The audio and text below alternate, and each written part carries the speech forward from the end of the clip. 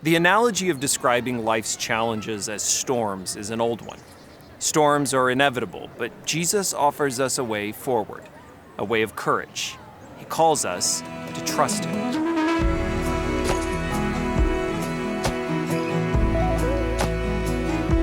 Jesus made a remarkable offer to each of us. If we seek Him, we will find Him. Jesus is not hiding from us. He's not some highly guarded secret or some celebrity offering only limited access. Jesus calls us to follow Him, to pursue Him. To follow, we must move.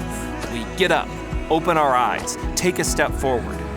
The Bible is full of these stories, men and women pursuing Jesus, pursuing the truth and finding it, finding Him.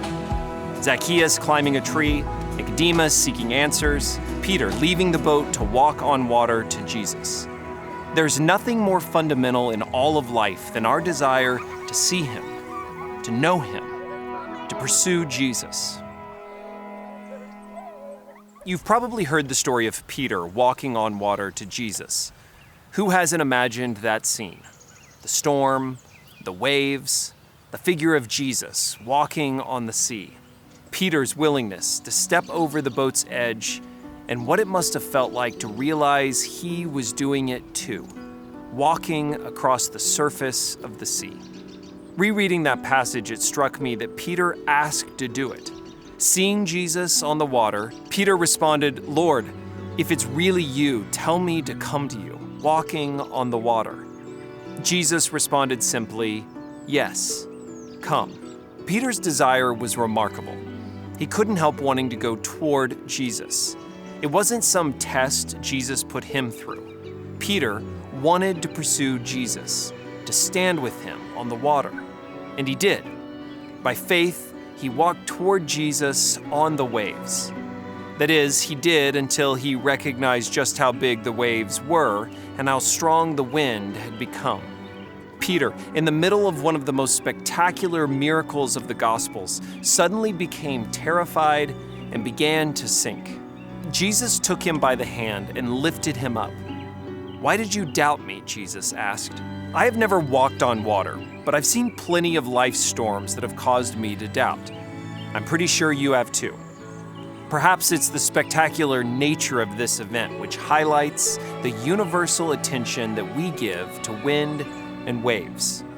There are plenty of things in this world to scare us, but why do we doubt? If this story is a human example of our faltering faith, then surely it is also a story of Jesus' faithful presence, His hand reaching out to save us in a moment of fear. Peter left the boat to pursue Jesus, but when Peter failed to maintain that course, Jesus was suddenly beside him, at arm's length. Peter was rescued, and so are we, again and again. It's a story about how our faith falters, how small it really is. But it is also a story about how faithful Jesus is. He doesn't falter, so we learn to trust Him in greater ways. How have you faced storms, the wind and waves? How has your desire to be with Jesus, to pursue Him, faltered through doubt and fear by taking your eyes off Him, distracted by the commotion of the world around you? Let Peter's dramatic moment on the sea remind you that Jesus is not off in the distance somewhere. He is there, ready to take your hand and lift you out of the stormy sea. How will you trust Him?